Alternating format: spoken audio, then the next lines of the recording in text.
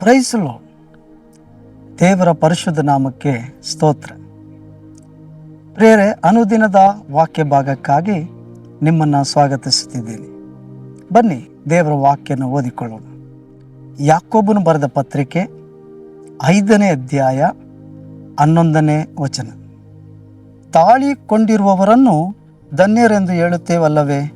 ನೀವು ಯೋಬನಲ್ಲಿದ್ದಂಥ ತಾಳ್ಮೆಯ ವಿಷಯವಾಗಿ ಕೇಳಿ, ಕರ್ತನು ಅವನಿಗೆ ಅಂತ್ಯದಲ್ಲಿ ಮಾಡಿದನ್ನು ನೋಡಿ, ಕರ್ತನು ಕರುಣಾಸಾಗರನು ದಯಾಳು ಆಗಿದ್ದಾನೆಂದು ತಿಳಿದಿದ್ದೀರಷ್ಟೇ. ಪ್ರಿಯರೇ, ನಿಜವಾದ ಧನ್ಯರು ಯಾರು? ಸ್ವಾಮಿ ಯಾರನ್ನ ಧನ್ಯರು ಎಂಬುದಾಗಿ ಕರೀತಿದ್ದಾರೆ? ತಾಳಿಕೊಳ್ಳುವವರು.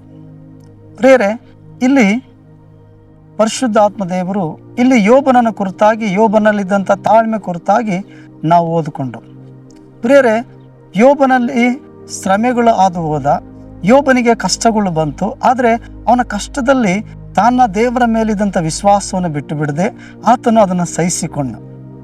ಪ್ರಿಯರೇ, ನಾವು ತಾಳ್ಮೆಯಿಂದ ಇರುವುದಾದರೆ ನಿಜವಾಗ್ಲೂ ಧನ್ಯರಂತೆ. ಇವತ್ತು ಒಬ್ಬ ಮನುಷ್ಯನಿಗೆ ನಿಜವಾದ ತಾಳ್ಮೆ ಇಲ್ಲ. ನಾವು ತಾಳ್ಮೆಯಲ್ಲಿ ಜೀವಿಸಲ್ಲ. ನಾವು ದೇವರ ವಿಷಯದಲ್ಲಾಗಿರ್ಬೋದು, ಮತ್ತು ಆತನ ವಾಗ್ದಾನ ಹೊಂದಿಕೊಳ್ಳೋ ವಿಷಯದಲ್ಲಾಗಿರ್ಬೋದು, ನಮ್ಮ ಜೀವಿತದಲ್ಲಿ, ಕುಟುಂಬದಲ್ಲಾಗಿರ್ಬೋದು, ಕೆಲಸದಲ್ಲಾಗಿರ್ಬೋದು, ನಾವು ದುಡುಕುವವರಾಗಿರ್ತೀವಿ. ತಾಳ್ಮೆನೇ ಇಲ್ಲ ನಮಗೆ.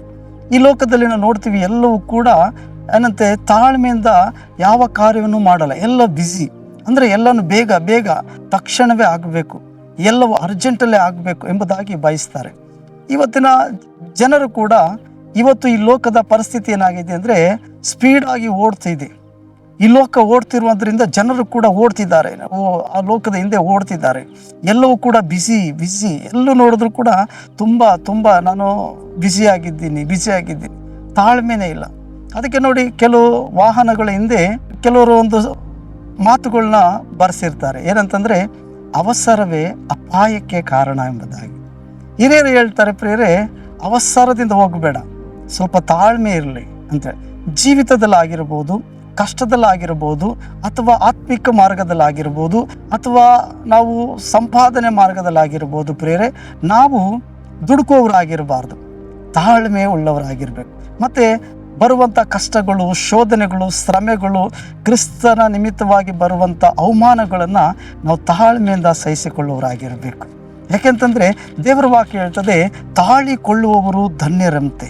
ಹಾಗಾದರೆ ಯೋಬನು ತನ್ನ ಕಷ್ಟವನ್ನು ತಾಳಿಕೊಂಡ. ಪ್ರೇರೆ, ತನ್ನ ಕಷ್ಟಗಳನ್ನು ಬರುವಾಗ ಆತನು ದೇವರ ಮೇಲೆ ತನ್ನ ವಿಶ್ವಾಸನ ಬಿಟ್ಟು ಬಿಡಲಿಲ್ಲ, ದೇವರ ಸನ್ನಿಧಿನ ಬಿಟ್ಟು ಬಿಡಲಿಲ್ಲ. ಆತನು ಏನೆಲ್ಲ ಬಾಧೆ ಪಟ್ಟ, ತನ್ನ ಕುಟುಂಬವನ್ನು ಕಳ್ಕೊಂಡ, ಅಂದರೆ ತನ್ನ ಮಕ್ಕಳನ್ನು ಕಳ್ಕೊಂಡ, ತನ್ನ ಸಂಪತ್ತನ್ನು ಕಳ್ಕೊಂಡ, ತನ್ನ ಶರೀರವೆಲ್ಲ ಬಾಧೆಗೆ ಒಳಗಾಯಿತು, ಅಂದರೆ ಆತನ ಶರೀರ ಎಲ್ಲ ವ್ಯಾಧಿಗೆ ಒಳಗಾಯಿತು. ಆದರೂ ಕೂಡ ಆತನು ತಾಳ್ಮೆಯಿಂದ ಸಹಿಸಿಕೊಂಡ. ದೇವರನ್ನು ಗುಣಗುಟ್ಟಲಿಲ್ಲ, ದೇವರನ್ನು ವಿರೋಧಿಸ್ತಿಲ್ಲ, ದೇವರನ್ನು ತಿರಸ್ಕಾರ ಮಾಡಲಿಲ್ಲ. ಪ್ರೇರೆ, ಆತನು ದೇವರ ಮಾತಿಗೆ ಅವಿದ್ಯನಾಗಲಿಲ್ಲ, ಆತನು ದೇವರನ್ನು ಘನಪಡಿಸ್ದ. ಆದ್ದರಿಂದ ನಮ್ಮ ಜೀವಿತದಲ್ಲಿ ಕೂಡ ನಾವು ತಾಳ್ಮೆಯನ್ನು ಹೊಂದುವವರಾಗಿರ್ಬೇಕು. ನಾವು ಕೂಡ ತಾಳ್ಮೆಯಿಂದ ಇರುವುದನ್ನು ಕಲಿತುಕೊಳ್ಳಬೇಕು. ಯಾಕೆಂದರೆ ವಾಗ್ದಾನ ಫಲವನ್ನು ಹೊಂದಬೇಕಾದ್ರೆ ನಿಮಗೆ ತಾಳ್ಮೆ ಬೇಕು ಎಂಬುದಾಗಿ ದೇವರ ವಾಕ್ಯ ಹೇಳ್ತದೆ. ನೋಡಿ, ಅಬ್ರಹಾಮನ ಜೀವಿತದಲ್ಲಿ ದೇವರು ವಾಗ್ದಾನ ಮಾಡಿದ್ರು, ಆದರೆ ಆ ವಾಗ್ದಾನ ಹೊಂದುವುದಕ್ಕೆ ಅಬ್ರಹಾಮನು ತಾಳ್ಮೆಯಿಂದ ಕಾದುಕೊಂಡ, ಮತ್ತು ದೇವರನ್ನು ಘನಪಡಿಸ್ತಾನೇ ಇದ್ದಂತೆ. ಯಾಕಂದರೆ ಆತನು ಯೋಚಿಸ್ತಾ ತನ್ನ ಪರಿಸ್ಥಿತಿ, ತನ್ನ ಕುಟುಂಬದ ಪರಿಸ್ಥಿತಿ, ತನ್ನ ಹೆಂಡತಿ ಪರಿಸ್ಥಿತಿ ಯೋಚಿಸ್ತಾ, ಆದರೂ ತನ್ನ ತಾಳ್ಮೆನ ಕಳ್ಕೊಳ್ಳಿಲ್ಲ, ತನ್ನ ವಿಶ್ವಾಸವನ್ನು ಕಳ್ಕೊಳ್ಳಿಲ್ಲ. ಪ್ರೇರೆ, ಹಾಗಾದರೆ ತಾಳಿಕೊಳ್ಳುವವರು ಧನ್ಯರಂತೆ. ಹಾಗಾದರೆ ನೀವು ಒಂದು ವೇಳೆ ಹಿಂಸೆಯಲ್ಲಿದ್ದೀರಾ, ಕಷ್ಟದಲ್ಲಿದ್ದೀರಾ, ಹಣದ ತೊಂದರೆಯಲ್ಲಿದ್ದೀರಾ, ಆರೋಗ್ಯ ಸಮಸ್ಯೆಯಲ್ಲಿದ್ದೀರಾ, ಕುಟುಂಬದಲ್ಲಿ ಯಾವುದೋ ಒಂದು ಹೋರಾಟಗಳಲ್ಲಿ ಹಾದು ಹೋಗ್ತಿದ್ದೀರಾ, ನೀವು ಕೆಲಸಗಳಲ್ಲಿ ನಿಮ್ಮ ಮೇಲಿರುವಂಥ ಅಧಿಕಾರಿಗಳು ನಿಮ್ಮನ್ನು ಬೈತಿದ್ದಾರಾ, ಅಥವಾ ಏನಾದರೂ ಅಂತಿದ್ದಾರಾ ನಿಮಗೆ, ಹಾಗಾಗಿ ನಿಮಗೆ ಆ ಕಷ್ಟದ ಮೇಲೆ ಕಷ್ಟ ಬರ್ತಿದೆಯಾ? ಹಾಗಾದರೆ ನಿಮ್ಮ ಸ್ನೇಹಿತರ ಮಧ್ಯದಲ್ಲಿ, ನೀವು ಓದುವ ಸ್ಥಳಗಳಲ್ಲಿ ಅನೇಕ ಕಷ್ಟಗಳು ಬರ್ತಿದೆಯಾ? ಹಾಗಾದರೆ ಅವೆಲ್ಲವೂ ಸಹಿಸಿಕೊಳ್ಳ್ರಿ. ನೀವು ನಂಬಿರುವಂಥ ಕರ್ತನು ಖಂಡಿತವಾಗಿ ನಿಮ್ಮನ್ನು ಬಿಟ್ಟು ಬಿಡಲ್ಲ. ಯಾಕಂದರೆ ಆತನ ಕರುಣಾಸಾಗರನು, ಕನಿಕರ ಉಳ್ಳಂಥ ತಂದೆಯಂತೆ ಖಂಡಿತ ನಿಮ್ಮನ್ನು ಸನ್ಮಾನಿಸ್ತಾನೆ, ಖಂಡಿತ ನಿಮ್ಮನ್ನು ಘನಪಡಿಸ್ತಾನೆ, ಖಂಡಿತ ನಿಮ್ಮ ಪ್ರಯಾಸಕ್ಕೆ 2ರಷ್ಟು ಯೋಬನಿಗೆ ಮಾಡಿದ ಹಾಗೆ ನಿಮ್ಮ ಜೀವಿತದಲ್ಲೂ ಆತನು ಮಾಡುವುದಕ್ಕೆ ಶಕ್ತನಾಗಿದ್ದಾನೆ. ಆತನು ಬದಲಾಗದೇ ಇರೋ ದೇವರು, ಆತನು ಪಕ್ಷಪಾತಿ ಇಲ್ಲದವನು. ನೀವು ಕೂಡ ತಾಳ್ಮೆಯಿಂದ ಸಹಿಸಿಕೊಳ್ಳೋದಾದರೆ, ಉಪದ್ರವ ಕಷ್ಟಗಳು ಸಹಿಸಿಕೊಂಡು ನಂಬಿಕೆಯನ್ನು ಬಿಟ್ಟು ಬಿಡದೆ ಜೀವಿಸೋದಾದರೆ, ಖಂಡಿತವಾಗಿ ಯೋಬನಿಗೆ ದೇವರು ಅಂತ್ಯದಲ್ಲಿ ಮಾಡಿದ ಹಾಗೆ ನಿಮಗೂ ನಮಗೆ ಮಾಡುವನಾಗಿದ್ದಾನೆ ಪ್ರಿಯರೇ. ಹಾಗಾದರೆ ಯಾಕೆ ಸೋತು ಹೋಗ್ತೀರಿ? ಸೋತು ಹೋಗ್ಬೇಡ್ರಿ. ಆತನ ಮೇಲೆ ವಿಶ್ವಾಸವುಳ್ಳವರಾಗಿರಿ, ಭಯಪಡಬೇಡಿ, ಧೈರ್ಯವಾಗಿರಿ. ಬನ್ನಿ ನಾವು ಪ್ರಾರ್ಥನೆ ಮಾಡೋಣ. ಪ್ರೀತಿ ಕನಿಕರವುಳ್ಳ ತಂದೆ, ತಾಳಿಕೊಳ್ಳುವವರು ಧನ್ಯರು ಅಂತ ಹೇಳಿದಿ.